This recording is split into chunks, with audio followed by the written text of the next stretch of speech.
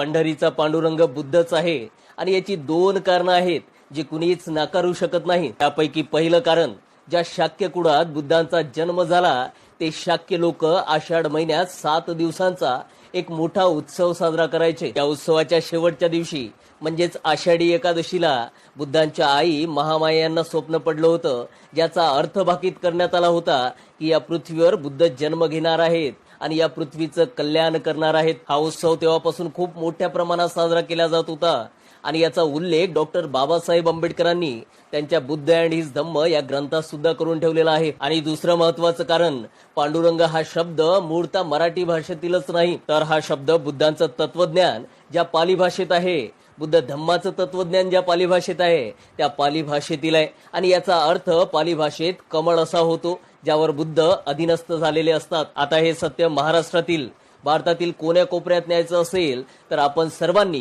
हा व्हिडिओ येत्या आषाढी एकादशी पर्यंत मोठ्या प्रमाणात शेअर केला पाहिजे. Download ShareChat.